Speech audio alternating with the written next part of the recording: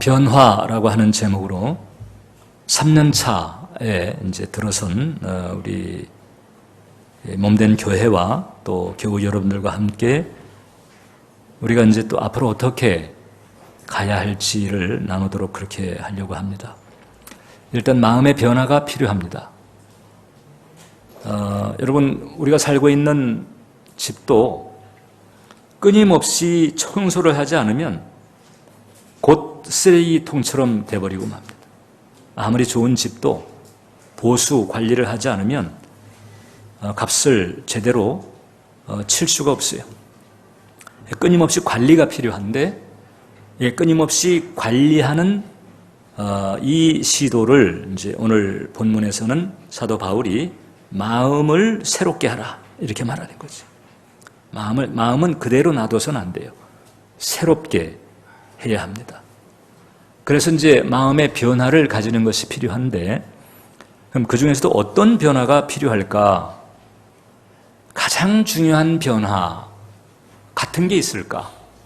이제 이 변화되어야 할 요소는 많잖아요. 그럼 그 가운데 이제 어떤 변화가 가장 중요한 변화일까? 이걸 좀 더 바꿔 말하면, 자, 이제 여러분들이 한번 제 질문에 한번 이제 그냥 각자 마음으로 한번 답을 해보세요. 하나님께서 가장 중요하게 여기시는 게 뭘까? 혹은 또 우리가 이 땅에서 이제 우리가 주님을 알고 신앙의 길을 가는데 이 신앙 생활에서 가장 이게 중점적으로 내가 생각해야 될 부분이 뭔가? 가장 핵심은 뭔가? 이제 이거지요.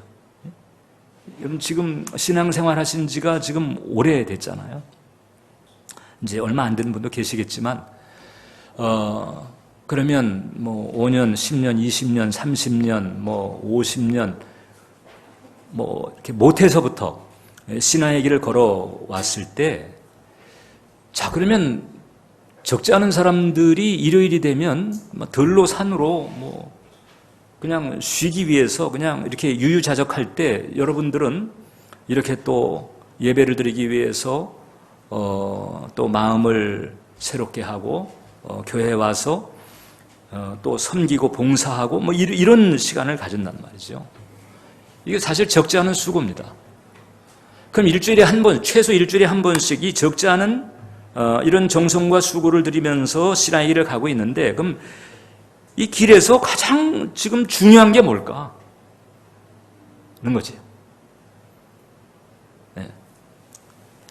또 하나님께서 신앙의 길을 가는 우리에게 가장 원하시고 바라시는 것, 하나님께서 가장 중요하게 여기신다면 그것도 우리에게 가장 중요한 것이겠죠. 그게 뭘까 하는 거죠. 네. 한번 여러분들 스스로 답을 한번 일단 마음에 한번 내보세요. 뭘까? 이렇게 그냥 이렇게 있지 말고 답을 한번 내보세요. 예, 사랑입니다. 사랑. 또 그 사랑 이제 이렇게 생각할 정도로 사랑이라고 하는 단어가 한편으로는 많이 진부해지기도 했습니다. 그런데 그럼에도 불구하고 여전히 이제 우리들의 모습을 보면 제대로 사랑하고 있을까라고 하는 의문을 저버릴 수가 없다. 전 이제 꼭 은혜의 정원 교회만 두고 말하는 게 아니고요. 뭐 제가 이전에 벌써 목회만 해도 30년 이상이거든요. 쭉 봐오면서 정말 교회 다니는 사람들은 제대로 지금 사랑하고 있는 걸까? 하나님을 혹은 사람을 제대로 사랑하고 있는 것일까에 대해서는 의문부호가 떨어진 적은 없어요. 제대로 사랑한다고 여겨지는 분들을 만난 기억도 있는데 의문부호가 더 많았던 것이 사실입니다. 그렇다고 해서 제가 판단하는 입장에 있다고 말하는 것도 아니에요. 저 자신을 볼 때에도 난 정말 제대로 지금 사랑하며 살고 있는 걸까? 하나님에 대해서, 사람에 대해서. 심지어는 나 자신에 대해서조차도 올바로 사랑하고 있는 것일까? 이런 의문부호는 솔직히 계속 따라붙고 있다고 하는 거죠. 예수님 공생에 사실 때 한 율법사가 예수님께 다가왔습니다. 질문했습니다. 계명 중에 가장 큰 계명이 뭡니까? 그건 무슨 1항, 2항, 3항 해가지고 그 항에서 글자가 많이 인쇄되어 있는 그런 계명일까요? 그건 아니잖아요. 가장 큰 계명, 가장 핵심되는 계명, 가장 중요한 계명, 하나님께서 가장 우리 인간이 하기를 원하시는, 해내기를 원하시는 그 핵심이 있다면 여러 가지가 있겠지만 그 핵심이 뭡니까? 이걸 물은 것과 같거든요. 그때 그 랍비들을 비롯한 그 유대교 사회에서는 십계명이 가장 핵심이 권력이고 그 다음에 거기에 이것저것 덧붙여가지고 613가지의 아주 구체적인 그 율례가 있었어요. 궁금해서 물어봤던 거죠. 사실 율법사가 예상했던 답변은 이제 십계명의 언저리 정도를 생각을 했던 것 같아요. 그런데 예수님께서는 좀 더 수준 높은 차원의 그들의 어떤 수준을 넘어서는 그런 답을 했습니다. 마음과 목숨과 정성과 뜻을 다해서 주 너의 하나님을 사랑하고 내 이웃을 내 몸처럼 사랑해라. 이것이 율법과 선지자의 강령이다. 이 가장 중요한 것. 하나님께서 가장 중요하게 여기시는 것이고 하나님께서 이 땅에서 당신을 따르는 백성들이 해내기를 가장 원하시는 것. 이게 바로 이제 사랑이라고 합니다. 하나님 사랑, 사람 사랑. 이게 사랑이라고 하는 거죠. 이것을 일단 우리가 알아야 됩니다. 네. 자, 그러니까 봉사보다도 사랑이지. 사역보다도 사랑입니다. 경력, 업적, 직분 이런 거보다도 사랑입니다. 제가 이런 거 보다도라고 그랬지 그건 말고라고는 안 했어요. 가장 핵심되는 것 이게 사랑이죠. 그러니까 이게 사랑이 이 중심에 딱 서지 않으면 그러면 경력, 봉사, 업적 이런 것들은 사실상 무의미 해버리지는 거예요. 그리고 이제 하나님께서 원하시는 이런 사랑을 하려면 이 중요한 바탕이 하나가 있습니다. 그것이 바로 뭔가 하니 먼저 우리가 복음에 서야 된다. 복음에 선다라고 하는 게 십자가의 대속의 은혜를 굳건히 붙들어야 된다. 복음이 십자가의 대속의 은혜잖아. 예수님의 그 대속의 은혜. 그 복음을 온전히 붙들 때 십자가의 그 대속의 은혜를 온전히 붙들 때 비로소 하나님의 사랑에 대한 이해가 온전하게 되는 거고요. 그리고 하나님의 사랑에 대한 이해가 온전하게 될 때 비로소 그 사랑 안에 머물 수가 있고 그 사랑 안에 머물 때 비로소 그 사랑으로 나 자신을 건강하게 사랑할 수 있게 되고 그래서 그 하나님의 사랑과 나 자신을 건강하게 사랑하게 된 그 사랑이 바탕이 될 때 비로소 이웃도 내 몸처럼 사랑할 수 있게 되는 거예요. 사랑이 만만한 게 아닙니다. 솔직히 저는 갈수록 목회 연륜이 쌓여져 갈수록 제가 주님 앞에 내가 목회자 되겠다고 내가 섣불리 달려들은 거 아닌가 그런 생각을 해요. 그리고 뭔가 그 사랑의 공동체를 좀 새롭게 한번 세워보고자 내 섣불리 지금 개척에 내가 덤벼드는 것 아닌가 그런 생각을 떨치지 못합니다. 지금 말씀드린 그 컨셉의 사랑이라고 하는 왜 사람들이 사랑하면서도 실제로 제대로 된 그 사랑을 누리지 못할까? 결국 이제 세 가지 장애가 있는 거예요. 죄, 거짓자, 부정적인 정서. 이런 이 장애물들이 하나님과 사람 사이에서 하나님과 나 사이에서 그 하나님의 온전한 사랑을 잘 깨닫지도 못하게 합니다. 이기적으로 해석하게 만들고 자기 중심적으로 해석하게 만들고 편의적으로 해석하게 만들고 이렇게 돼버려요. 이래서 사랑도 온전히 이해하지 못하고 그러니까는 결국 깨진 사랑인 것이고 깨진 사랑에서 나 자신도 제대로 사랑하지 못하니까 남들도 사랑하지 못하고요.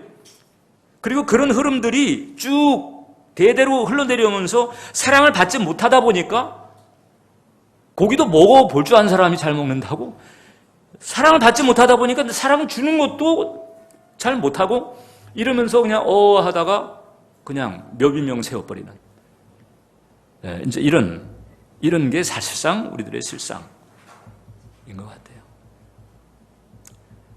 그렇게 만드는 그 장애물들이 바로 죄, 거짓자, 부정적인 정서. 그러니까 이런 것들이 사라질 때 바로 온전한 사랑과 연합의 길을 우리가 갈 수 있다는 거예요.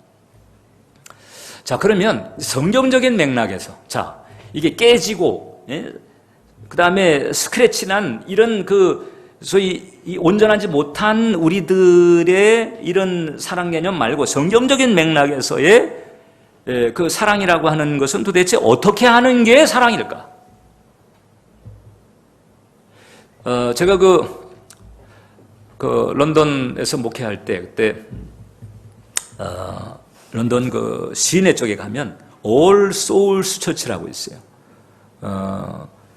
영국 이제 성공회 교회인데 그 교회 담임 목사님이 이제 존 스타트 목사님이라 아주 유명한 지금 이제 소천하셨는데 유명한 목사님입니다. 아주 복음주의 계열에서는 아주 탁월한 신학자이면서 목회자이신 분인데 저 올 소울 처치에서 담임을 하면서 주일에 설교를 하면 저 교회는요 그냥 주일에 그냥 꽉 들어찼는데 거의 본교인보다도 여행자들이 많아요.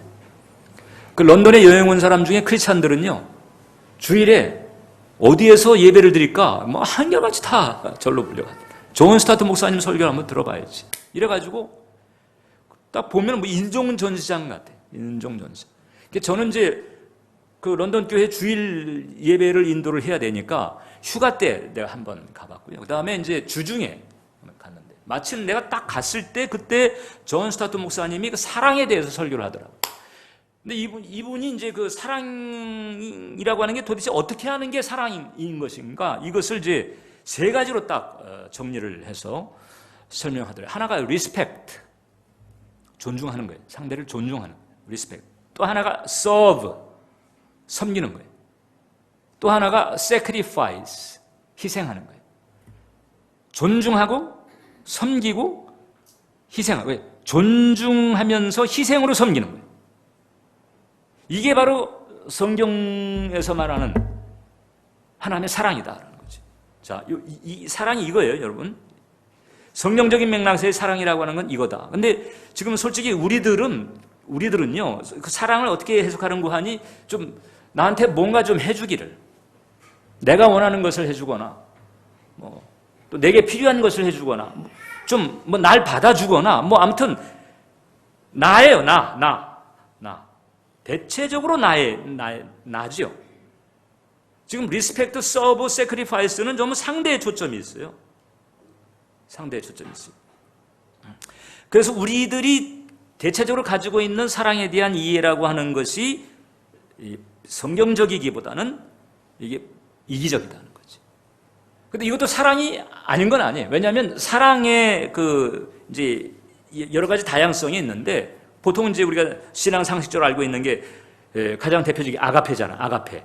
그 다음에 스토르케가 있고, 필레오가 있고, 에로스가 있고. 그런데 사실상 필레오나 스토르케, 부모 자식 간의 사랑 혹은 사제지 간의 사랑, 이런 부분이 있긴 하지만은 그것도 사실 자기 부고 자기 자식이고요. 자기 스승이고 자기 제자고 그거예요. 그러니까 결국 크게 나누면은 아가페 아니면 에로스인 거죠. 그러니까 아가페라고 하는 게 성경에서 말하는, 즉, 예수님께서 말씀하시는 그런 사랑이고 우리들이 알고 있는 것은 에로스적인 거예요. 꼭 이게 무슨 남녀 간의 육체적인 그런 것만이 아니고 그냥 그 인간 냄새가 나는 자기중심적이고 이기적이고 이런 경향, 이게 바로 에로스인 거지. 우리들이 우리 생각하는 사랑이라고 하는 대체적으로 에로스적입니다. 사랑할 생각을 하기보다 왜 사랑 안 해주지? 이렇게 기우는 거예요. 내 쪽에 무게중심이 딱 가 있습니다. 이런 경향들이 여러분 결혼하고 한 6개월 지나면서부터는 여지없이 드러납니다. 신혼부부들이 처음에는 그냥 다 빼줄 것처럼 그렇게 하다가 딱 결혼하고 한 미럴 기간 딱 길어봐야 한 1년, 짧으면 3개월. 3개월에서 한 1년 지나면 그 다음에 이제 서서히 본색들이 드러나요. 그 이기적인 본색. 그게 원래 인간이 그렇게 생겨 먹었어요. 그러다가 그 낭만에 빠져가지고 잠시 착각한 거지. 이제 이 낭만의 껍질이 이제 싹 이제 벗겨지면서 본색이 드러나는 거예요. 그 다음에는 왜 안 해주나? 왜 안 받아주나? 이렇게 이제 돼가는 거지요. 그게 에로스적입니다. 우리들의 사랑 이해는 대체적으로 거기에 꼽혀. 하나님과의 관계도 마찬가지입니다. 하나님에 대해서도 우리가 하나님을 리스펙트하고 하나님을 서브하고 또 세크리파이스 하면서 하나님을 서브해야 되는데 그게 아니고 하나님 왜 안 주세요? 왜 도대체 나한테 왜 이러시는 거지요? 이렇게. 이게 바로 우리들이 가지고 있는 사랑의 이 본색인 거예요. 이런 거를 예수님 말하는 사랑하고 같이 오버랩 시키면 안 된다. 거지. 그래서 사랑은 쉽지가 않다. 사랑은 만만치가 않은. 전 갈수록 깨닫는 게 이거 내가 이 사랑 공동체를 세워보겠다고 이거 내가 제가 솔직히 자, 그런데 이제 우리에게 출구가 있는데 바로 그 하나님의 사랑을 받을 수 있도록 또 나눌 수 있도록 성령께서 도와주신다는 거죠. 그래서 우리가 이 성경적인 사랑을 우리가 향유하려면 성령님의 도우심이 절대적으로 필수 불가이에요. 리스펙트하고 서브하고 세크리파이스. 이런 사랑으로 첫 번째 우리가 이제 하나님을 사랑해야 돼. 이제 우리들이 그렇게 해야 된다는 거예요. 여러분들이 그렇게 가야 된다는 거죠. 근데 이제 예수님께서 마음과 정성과 목숨과 뜻을 다해서 사랑하라고 했을 때 이제 구약 성경의 인용이에요. 신명기 6장 5절인데 너는 마음을 다하고 뜻을 다하고 힘을 다하여 내 하나님 여호와를 사랑하라. 이 신명기에 나온 말씀을 예수님께서 다시 이제 인용을 했단 말이죠. 마음과 목숨과 뜻과 정성을 다해. 그러니까 이건 혼신을 다해서 사랑하라는 거예요. 혼신을 다해서. 혼신을 다해서 사랑하는 사람을 제가 솔직히 많이 보지를 못합니다.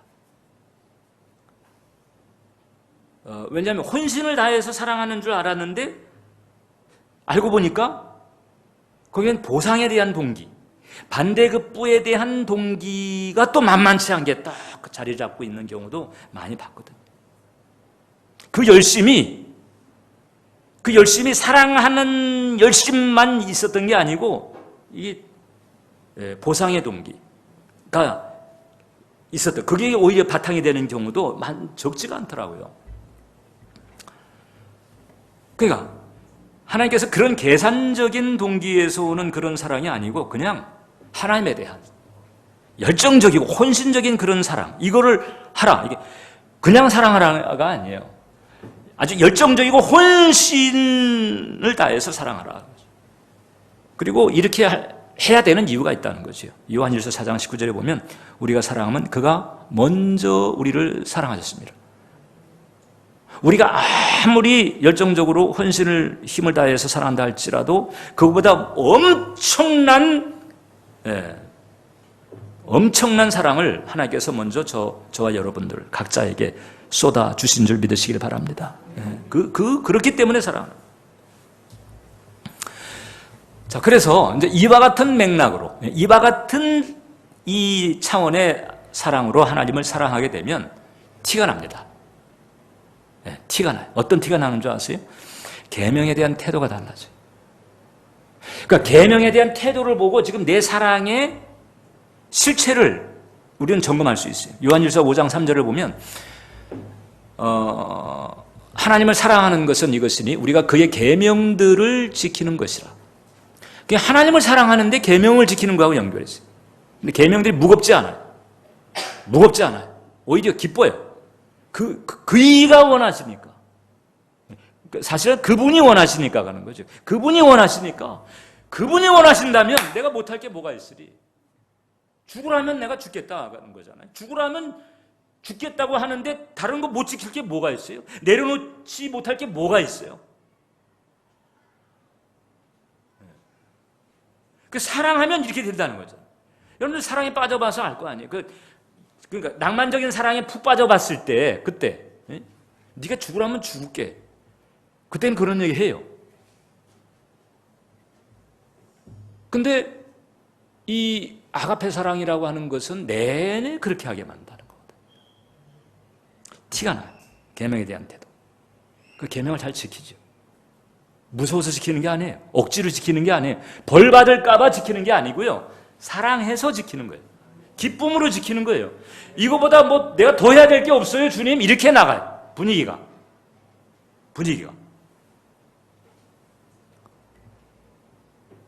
이 사랑을 우리가 구해야 되는 거예요. 이 사랑의 아주 중요한 특징 하나가 있죠. 지금 제가 계속 말씀드리고 있는 것 같은데 요한일서 4장 7절을 보면 사랑하는 자들아 우리가 서로 사랑하자. 사랑은 하나님께 속했다. 자, 여기를 보세요. 사랑은 하나님께 속한 것이니 사랑하는 자마다 하나님으로부터 나서 하나님을 안다. 사랑은 하나님께 속했다는 거예요. 그러니까 지금 예수님께서 우리에게 말씀하시는 사랑, 성경이 우리에게 권하는 이 사랑이라고 하는 것은 하나님께 속한 사랑이에요. 하나님께 속한 사랑.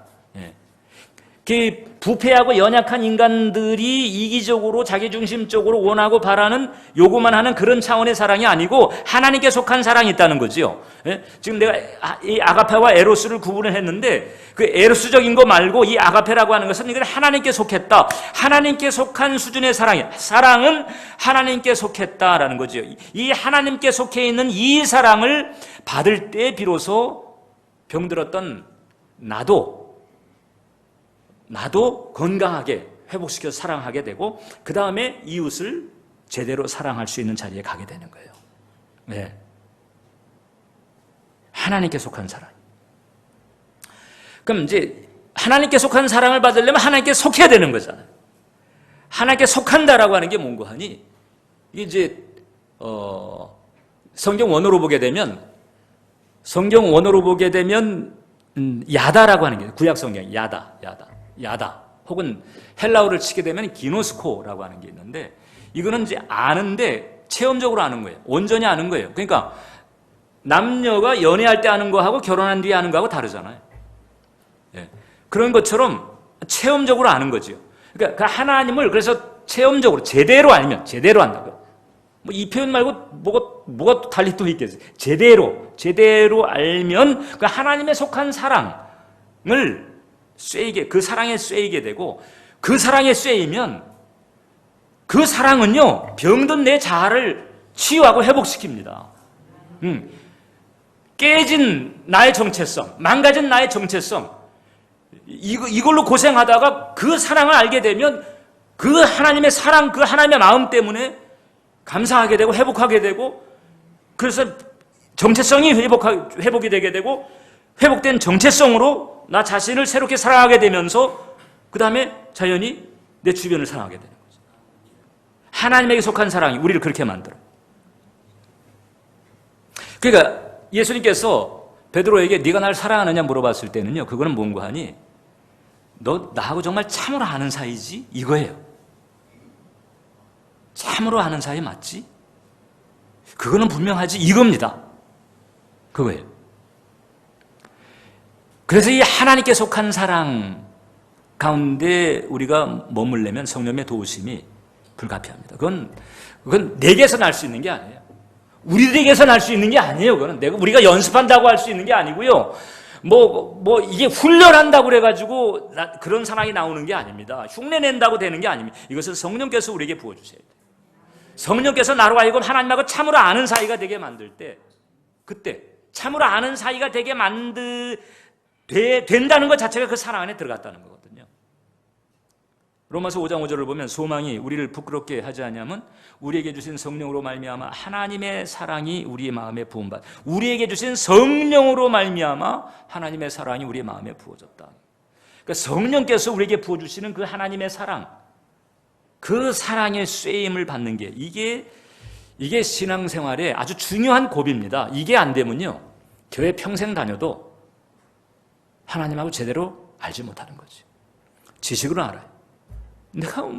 제가 문 대통령에 대해서 신문 보도나 여러 가지 해가지고 대통령 후보 나왔을 때 그 인적 사항 쫙 알죠. 근데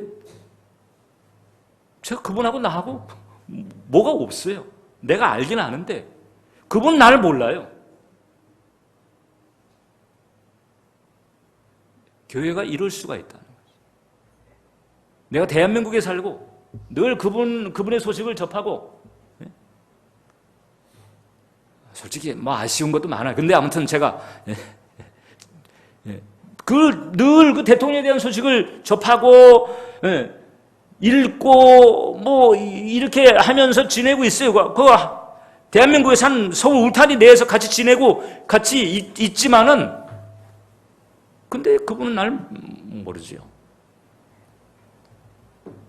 교회를 다니고 예수님에 대해서, 성경에 대해서 알고 이렇게 하고 있는데 어느 날 막판에 가가지고 예수님 저 왔습니다. 그런데 예수님께서 누구냐?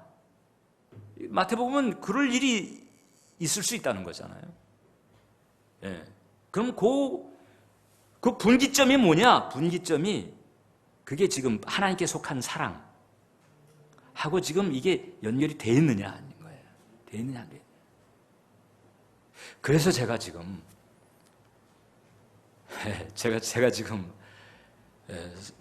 등이 섬뜩한 게 그거예요. 난 정말 제대로 하나님을 알고 하나님을 사랑하고 그 사랑으로 사람을 사랑하면서 가고 있나 하는 거죠. 두 번째, 그 사람에 대한 사랑도 마찬가지입니다. 자, 예수님께서 이제 마음과 목숨과 뜻과 정성을 다해서 하나님을 사랑하라고 그랬잖아요. 그 다음에 이제 내 이웃을 내 몸처럼 사랑하라고 그랬어요. 근데 이것도 역시 구약 성경의 인용입니다. 레위기 19장 18절을 보면 원수를 갚지 말며 동포를 원망하지 말며 내 이웃 사랑하기를 내 자신과 같이 사랑하라. 나는 여호와니라. 그 레위기 말씀을 인용을 한 거거든요. 우리 한국 교회가 제일 안 되는 것 중에 하나가 이겁니다. 제일 안 되는. 제일 잘 된다고 착각하는 경우가 많은 것은 수직관계입니다. 난 하나님 사랑받고 있어. 난 하나님 사랑해. 그 이제 그럴 수도 있죠. 그런 분들도 있는데 착각도 많습니다. 왜 착각이 많냐고 하는 거 하니, 수평이 잘 안 돼 있으면 수직도 잘 될 수가 없어요. 하나님과의 수직 관계가 잘 돼 있잖아요. 정말 하나님을 사랑하고 그 하나님을 사랑받는, 즉 지금 요한 1서 4장 7절에 하나님께 속한 그 사랑의 쇠에서 하나님을 제대로 알아가지고 그 사랑 안에 거하는 사람은요, 계명도 기쁨으로 지키고 따라서 이웃을 대하는 것도 다를 수밖에 없어요. 티가 나요. 티가 난다고. 근데 이게 하나님 대하는 것과 이웃 대하는 게 이제 이게 다르다. 그러면 수직도 잘 됐다고 볼 수가 없어요. 그러니까 이 수평과 수직이 많이 안 맞는 약점을 가지고 있는 교회가 한국 교회입니다. 그러니까 이제 교회를 다니면서 하나님께 열심히 구하는 거예요. 구하는데 따르는 것은 약해요.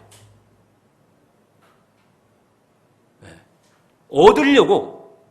그래서 열심히 구하고, 그래서 구하는 장소가 교회니까 교회를 왔는데, 근데 따르는 거는 잘 안 돼요. 요 약점이 우리 한국교회 약점인 거고요.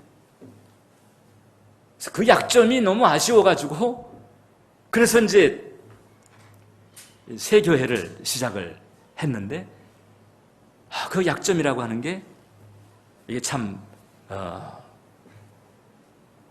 다루기가 이게 사실 만만치가 않은 존재다. 왜? 워낙이 우리들의 그 본성에 터잡아 나오는 것이기 때문에. 그래서 말입니다. 그래서 여러분, 이게 이제 이웃을 이렇게 잘 사랑하잖아요. 잘 사랑할 때는요, 그게 대단한 수준이에요. 그래서 소위 하나님께 속한 그 사랑, 하나님께 속한 그 사랑, 그 사랑으로 이웃을 사랑을 이제 하는 이런 수준의 완벽하지 못하다 할지라도 그런 흐름이 좀 대세인 그런 그 레벨을 간다 하게 되면 어느 정도인가 율법을 다 이루었다 할 정도의 수준이 된다는 거예요. 로마서 13장 8절을 보면 피차 사랑의 빛 외에는 아무에게도 빚을 지지 말라. 남을 사랑하는 자는 율법을 다 이루었다는 거잖아요. 예? 남을 사랑하는 율법을 다 이루었다. 이 바리새인들이 평생 동안 그 율법을 지키려고 목숨을 걸고 지키려고 했던 사람들이었는데 자기네는 지키고 있다고 생각을 했지만 예수님께서 오셔가지고 화 있을진저 그리고 7화를 선언할 정도였어요. 행위는 지키고 있는데 속은 엉망인 거지. 그래서 거룩을 추구하는 건 좋은데 거룩이 사랑에 바탕되어 있지 않으면 바리새주의가 돼버리고 말죠. 사랑이 중요해요. 사랑. 그래서 여러분 아까도 말씀드린 것처럼 하나님을 올바로 사랑하는 것도 이게 복음에 서 있어야 돼요. 예수님의 대속의 은혜를 붙들고 그 은혜 가운데에서 내 속에 있는 장애물들을 거둘 때 비로소 하나님과의 관계도 기복적이라든지 혹은 이기적이라든지 계산적인 것이 아니고 온전한 사랑이 될 수가 있고요. 그 다음에 이웃을 사랑하는 것도 마찬가지입니다. 내가 복음 안에 딱 서 있을 때 그때 내가 용서받았잖아요. 1만 달란트 탕감받았잖아. 1만 달란트면은 16만 년어치 일당이에요. 수십조 금액이에요. 수십조를 그냥 탕감받은 거예요. 수십조를 탕감 딱 받아버리니까 그러니까 내가 100만 원 받을 게 있는데 100만 원 그냥 안 받겠다고 하는 거죠. 이럴 수가 있다는 거죠. 그러니까 복음에 내가 온전히 터잡게 되면 예수님의 십자가의 대속의 은혜를 내가 온전히 깨닫게 되고 그래서 정말 그 깨달음으로 감사함으로 그 복음의 은혜를 딱 붙들게 되면 16만 년어치 일당을 탕감받아 버리니까 그럼 뭐 100일 일당 정도 내가 뭐 받을 게 있어도 야 그냥 괜찮아. 그냥 우리 그거 없는 걸로 하자. 이럴 수 있다는 그게 바로 1만 달란트 탕감받은 자의 그 비유라고 하는 거거든요. 그 남을 용서하게 되고 그리고 품게 되죠. 왜 용서가 필요한 거예요, 여러분? 용서받을 짓을 했어요. 용서가 필요한 짓을 한 거예요. 그러니까 용서하는 거죠. 용서가 필요한 짓이라고 하는 게 뭘까요? 상처를 주거나 뭐 공격을 했거나 서운하게 했거나 그런 게 있는 거죠. 용서가 필요한 짓을 한 거예요. 그런데 복음에 딱 서 있는 사람은 예수님의 대속의 은혜를 알기 때문에 그래서 용서를 해주는 거지. 복음에 서 있지 않으면 복음에 온전히 서 있지 않으면 그럼 100단위는 청구합니다. 너 100단위는 내놔. 너 나한테 잘못했지. 너 그러면 안 돼. 이렇게 정죄하고 이렇게 들어가죠. 그게 복음에 서 있지 못한 거지. 왜 복음에 서 있지 못할까? 그 십자가 대속연에 담겨있는 하나님의 사랑에 온전히 쓰임을 받지 못한 거예요. 그러면 수직관계도 이제 잘 안 돼 있는 거지. 참 이 사랑한다는 게 그러니까 여러분들이 사랑의 그 초점을 옮겨야 됩니다. 왜 나한테 왜 이럴까? 왜 좀 내가 좀 필요한데? 아니 내가 지금 날 왜 좀 안 받아주고 나가 있으면은 벌써 아가페는 아닌 거예요. 에로스인 거예요. 그냥 아가페면 그냥 사랑해버려. 이런 특징이 있다라고 하는 거죠. 그래서 여러분들이 지금 살고 있는 가정이 있잖아요. 가족이 있고 그 다음에 교회가 있잖아요. 가족이나 교회 이런 데는요. 결국 여러분들에게 있는 그 사랑의 퀄리티가 드러나요. 이게 아가페적인 것이었나 에로스적인 것이었나 에로스적인 것에도 조금 이기적인 게 있는가 하면은 아주 못되게 이기적인 것이 있을 수도 있잖아요. 예? 아가페도 아주 얍삽한 수준이 있을 수 있는가 하면 아주 깊고 풍성한 수준이 있을 수 있거든요. 예? 결국은 가정에서, 가족 관계에서 혹은 또 교우들 관계에서 정원 식구들과의 사이에서 예? 결국은 나의 그 사랑의 그 퀄리티가 질이 드러나는 거죠. 하나님은 그걸 드러내라는 거예요. 드러내서 살펴보고 뭐가 필요한지, 어떻게 달라져야 되는지. 그래서 소위 하나님께 속한 그 사랑에 다가가는 이런 요청을 하나님께서 하신다, 이렇게 보시면 돼요. 그러니까 드러나는 거를 부끄럽게 생각하지 마세요. 다 피차지간 비슷합니다. 우리는 다 죄인이었기 때문에 다 그런 게 있어요. 그리고 이제는 그냥 그걸 드러내면서 이제는 그 소위 하나님께 속한 그 사랑, 그 아가페적 수준에서 그냥 리스펙트하고 서브하고 세크리파이스하고 이런 쪽으로 가는 거죠. 이런 쪽으로 가려고 딱 그렇게 마음을 확실하게 먹어야 됩니다. 여러분. 네? 먹으세요. 그렇게 마음 먹으시라. 목사님, 아니 그렇게 하다 보면 그럼 그냥 상대에 대해서만 리스펙트하고 서브하고 세크리파이스하고 그럼 못돼 먹은 사람이 계속해서 그냥 자기만 챙겨달라고 하고 그런 식으로만 막 자꾸 여기저기서 그러면 어떻게 합니까? 이제 그게 좀 이제 문제가 될 수 있지요. 그런 경우는 경계선은 세워야 됩니다. 근데 사랑으로 경계선을 세우는 거지 정죄로 세우는 게 아니죠. 그러니까 거기서도 결국 세크리파이스가 필요한 거예요. 또 인내하고 또 좀 또 품고 또 이러면서 그래서 어느 시점에서는 개선이 안 되면은 그 경계선을 세워야 되는 거죠. 경계선. 여러분, 저와 여러분들이 약한 것이 비극이 아니에요. 어떤 게 비극인 거 아니에요? 변화가 없는 게 비극이에요. 변화가 없는 게 비극이에요. 변화가 있어야 돼요. 변화가 없는 게 비극이에요. 그래서 서로 이렇게 애쓰면서 혹은 필요하면 경계선을 세우고 그래서 리더가 상당히 중요한 거예요. 리더가, 공동체는 리더가 이 사랑의 공동체를 세우려면 리더가 중요합니다. 리더가 경계선을 세울 때는 세워줘야 되거든요. 아이를 사랑하지만 아이가 사랑한다고 그래가지고 그냥 아이가 계속 못되게 하고 그냥 자기 마음대로 하고 그냥 가만히 놔둬보세요. 그 아이 미래는 어둡습니다. 그러니까 경계선을 너 이건 이렇게 하면 안 된다. 어느 정도 경계선을 세워야지 부모가 세우는 역할을 하죠. 그 부모가 사랑하는 아이에 대해서 경계선을 세우는 것처럼 그런 마음으로 세우는 거죠. 경계선은. 이건 이렇게 하면 안 된다. 이런 거는 있어야 돼요.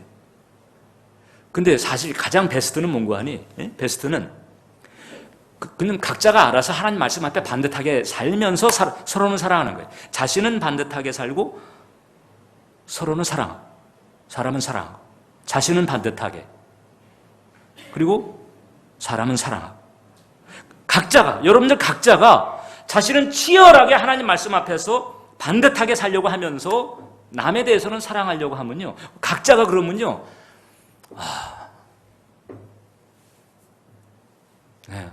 How happy I am. 얼마나 난 그렇게 되면 행복할까. 오늘 주님께서 지금 주님 말씀을 대변한 거예요. 자신은 말씀 앞에서 반듯하게 살. 말씀 앞에 반듯하게 살지 않으면서 왜 나는 이렇게 돼버리면 각자가 다 그런다고 생각해 보세요. 각자가 다 그냥 사랑만 해달라고 이렇게만 해보세요. 반듯하게 하지 않으면서 그야말로 그건 성경도 없고 하나님의 법으로 치게 되면 무법천지처럼 돼버리죠. 법은 안 지키면서 그냥 사랑만 해달라고 하면 그것처럼 철부지 공동체가 어디 있어요?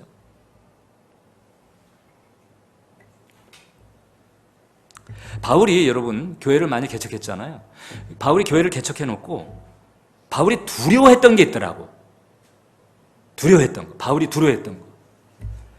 그게 바로 뭔가 이제 고린도후서 12장 20절을 보면 이제 고린도 교회에 대한 케이스였는데, 자, 내가 갈 때에 너희를 내가 원하는 것과 같이 보지 못하고 또 내가 너희에게 너희가 원하지 않는 것과 같이 보일까 두려워하며, 자, 다시 한번 보세요. 자, 내가 갈 때에 너희를 내가 원하는 것과 같이 보지 못하고 또 내가 너희에게 너희가 원하지 않는 것과 같이 보일까 내가 두렵다. 자, 첫 번째 두려움이 이거예요. 저를 보세요. 여러분, 고린도 교회는 이게 바울이 개척했는데 문제가 많았어요. 막 분쟁이 많았어요. 분쟁. 뭐 바울파, 아볼로파, 뭐 게바파, 게바는 베드로예요. 뭐 이렇게 막 파당에 갈렸죠. 그 중에는 또 그냥 아버지의 첩하고 동침하는 사건도 벌어졌죠. 그 다음에 그냥 우상숭배가 그냥 막 짬뽕으로 막 되고 그러죠. 그래 아주 복잡했어요. 그래가지고 이제 거기에 대해서 고린도 전서에서 이제 그런 부분들을 이제 이렇게 정리를 하고 가르쳐 주고 이렇게 했던 거예요. 그리고 거기서 문제가 되는 사람은 7위까지 했습니다. 7위까지. 징계까지 내렸다는 거지. 그러니까 교회가 온전해지려면 징계 같은 부분도 이게 지혜롭게 잘 구사가 될 필요가 있어요. 경계선을 세우는 거예요. 경계를 세우는데 그 경계선을 세우는데 안 따라주면 그 다음에 7위가 들어가야죠. 병들어 버리는데 그러면. 아무튼 이런 여러 가지 과정을 통해 가지고 이제 이렇게 정리하고 난 다음에 그 다음에 이제 바울이 고린도 후서를 보내면서 참 내가 이제 가려고 하는데 내가 갔을 때 너희의 모습이 내가 원하는 바대로 변치 않았다면 아이고 어떡하지? 이 얘기입니다. 그리고 내가 갔을 때 너희가 나를 볼 때 지도자로서 내가 또한 너희가 원하는 기대치에 내가 거기에 못 미친다면 야 그것도 참 두려운 일이다 이거거든요. 그런데 그 다음에 또 두려운 일이 나와요. 뭔가 하니 또 다툼과 시기와 분냄과 당짓는 것과 비방과 수군거림과 거만함과 혼란이 있을까 두려워했다. 난 사실 바울이 이런 거를 이렇게 두려워했다는 표현을 한 거가 또 새삼스러운 거예요. 두려운 거예요. 교회 공동체가 다투고 시기하고 분내고 당짓고 비방하고 수군거리고 거만하고 혼란하고 이런 게 이제 틈타고 들어왔다는 거거든요. 그 정리를 했는데 또 그런 게 또 있을까 두려워했다는 거죠. 바울이 두려워했다면 그럼 나라고 좀 내가 두려워하지 않겠냐고요. 은혜정원교회도 다툼, 시기, 분냄, 당짓는 것, 비방, 수군거림, 거만함, 혼란 이제 이런 게 없어야 되는 거죠. 없어야 돼요. 이게 이제 하나님께 속한 사랑이 없기 때문에 그런 거예요. 에로스 사랑 때문에 있는 거예요.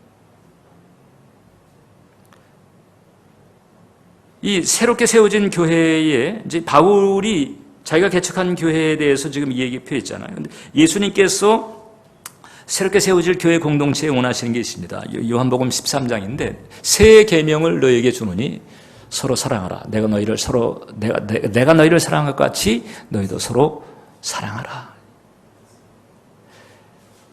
새 계명이에요. 흥계명은 뭘까? 구약이죠. 근데 아예 예수님께서 그냥 새 계명 그리고 확실하게 사랑을 강조하고 있어요. 확실하게 새 계명은 사랑이다. 서로 사랑하라. 근데 이 사랑은 다시 얘기합니다. 요한일서 4장 7절에 하나님께 속한 사랑이라고 할 수 있는 그 사랑이죠. 성령께서 부어주실 때 우리에게 임하는 그 사랑.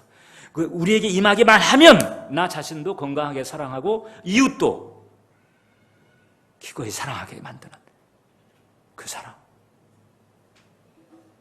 이건 교회에 다닌다고 해서 교회 출석이 이런 사랑을 주는 게 아니고요. 봉사도 이런 사랑이 바탕되어 있지 않으면 결국 공로가 돼버리고 말고요. 행위가 돼버리고 말고요. 나중엔 투세합니다. 심지어는.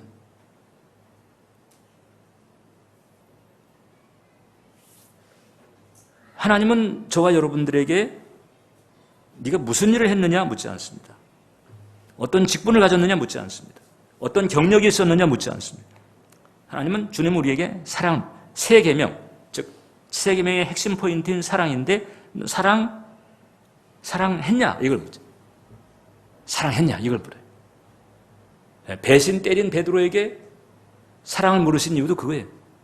사랑했냐. 그게 제일 중요하기 때문에. 그게 왜 제일 중요하냐? 하나님을 제대로 알면 그게 된다는 거거든요. 그게 안 될 때는 하나님을 제대로 안다고 하기가 이게 깨끗하다는 거지요. 그게 깨끗하다는 거죠. 주의 이름으로 권능을 행하고 기적을 행하고 뭐 예언을 하고 뭐 그냥 천지를 뒤집을 만한 그런 사역을 했던 사역자들이 나중에 이제 주님 앞에 딱 가가지고 주님, 주의 이름으로 뭐 이런 일 저런 일 많이 했습니다. 딱 그랬는데 예수님께서 그 마태복음 7장 23절에 나와요. 그때 내가 그들에게 밝히 말하되 내가 너희를 도무지 알지 못하는데, 아니 주의 이름으로 엄청난 일들을 한 사람들인데 예수님은 내가 너희를 알지 못한다. 알지 못한다. 심지어는 불법을 행했다고 그랬어요. 아니 주의 이름으로 엄청난 일도 했는데 알지 못할 뿐만 아니라 더 나아가서 불법을 행했다라고 딱 판정이 나와버리잖아요. 아이고 이거 엄청난 충격 아니겠어요, 여러분? 이건 단지 비유적인 표현이라고만 생각하지 않아요. 그 동기, 바탕 이런 부분이 문제가 되면, 그러면 하나님 사랑에서 비롯된 것이 아니라면 결국은 하나님께 속한 것이 아니고요. 하나님께 속한 것이 아니면 정법의 상태가 아니지요. 정법의 상태가 아니면 불법인 거지. 그래서 참, 그러니까 이제 그러면 내가 도무지 너희를 알지 못한다 했을 때 그럼 도대체 안다, 모른다? 주님은 도대체 어떤 기준으로 안다, 주의 이름으로 그렇게 했는데도 모르는 경우가 나온다면 도대체 주님께서 안다는 것은 어떤 게 아는 것일까? 이게 요한일서 4장 8절이 말하는 거예요. 사랑하지 아니하는 자는 하나님을 알지 못하나니 이는 하나님은 사랑이심이라. 사랑하지 않으면 하나님을 알지 못한다는 거죠. 그리고 여기서 사랑이라고는 다시 말하면 요한일서 4장 7절에 사랑은 하나님께 속한 것이니 그 사랑이에요. 그 낭만적이고 감정적이고 이기적인 병든 그런 사랑이 아니고요.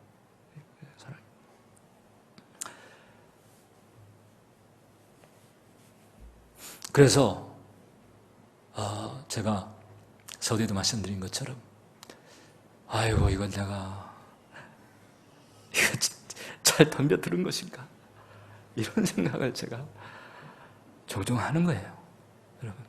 왜냐하면 저조차도 제가 주의 이름으로 사역하고 주의 이름으로 목회하고 이렇게 했는데 이게 나중 가가지고 정재우라고 이러시면 어떡하냐고.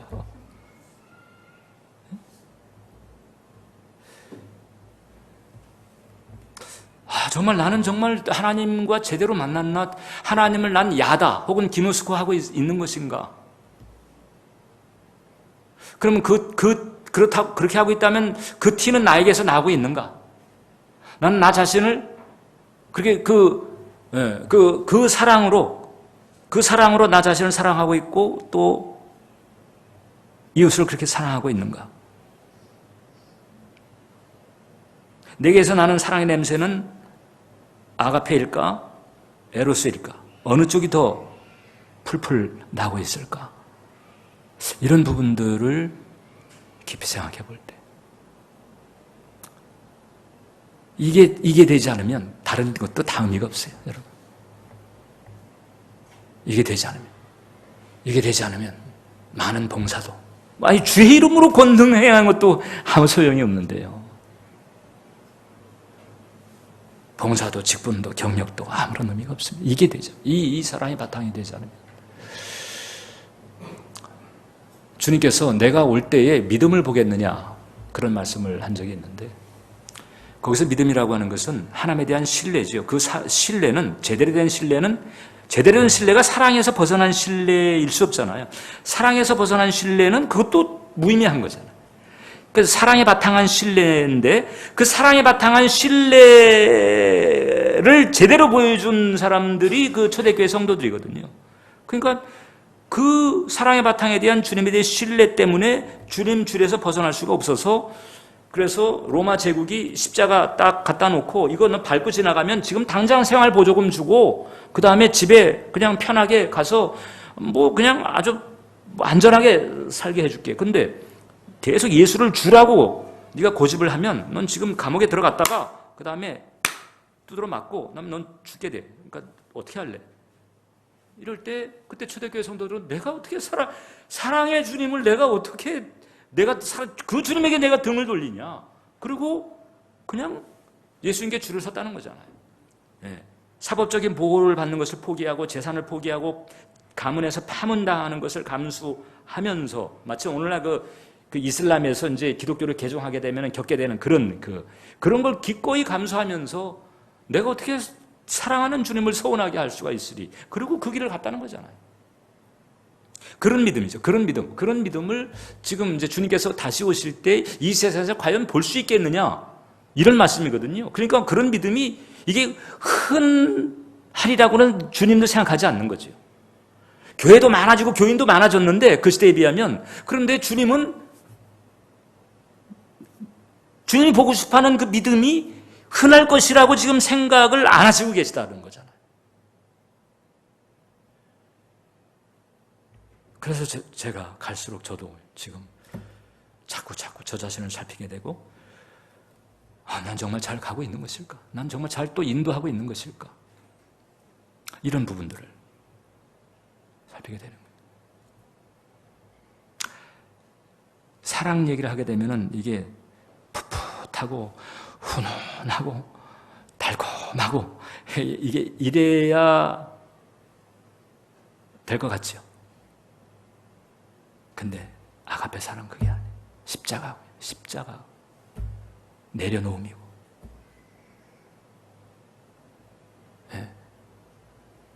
서브 해야 되고, 세크리파이스 해야 되고, 그게 아니면 사랑하고 있는 게 아닌 거예요. 심지어는 내 아내나 가족에도 마찬가지고, 자식도 마찬가지고. 자식들에 대해서는 그런 걸 기꺼이 잘 하고 있는 것 같아요. 근데 자식 사랑하는 건, 자식에게 한 것만큼 주님에게 한 절반이라도 한다면 주님은 아마 놀래 자빠지지 않으실까. 기도하겠습니다. 하나님, 3년 차에 들어가면서 우리가 어떤 길을 가야 할지 나눴습니다. 하나님, 그냥 세상이 말하는 사랑, 그저 하나님도, 하나님의 원리도, 하나님의 사랑도 잘 모르는 사람들이 말하는 그런 사랑 개념이 아니고, 요한일서 4장 7절에 하나님께 속한 그 사랑을 성령님 우리에게 부어주옵소서. 우리에게 부어주시옵소서. 보혜사 성령님 우리에게 그 사랑을 부어주시옵소서. 이 시간에 혹은 이후의 시간에, 기도의 시간에, 예배 시간에, 찬양의 시간에, 묵상하는 시간에, 아무튼 틈을 타서 성령님 그 사랑의 쓰임을 받게 도와주시고 그 사랑으로 체험을 받게 도와주시고 제대로 된 그 사랑의 길을 걸어갈 수 있도록 주님 인도해 주시고, 그래서 우리 각자는 반듯하게 말씀에 순종하면서 서로는 사랑하게 해 주시옵소서. 예수님의 이름으로 기도합니다. 우리 사랑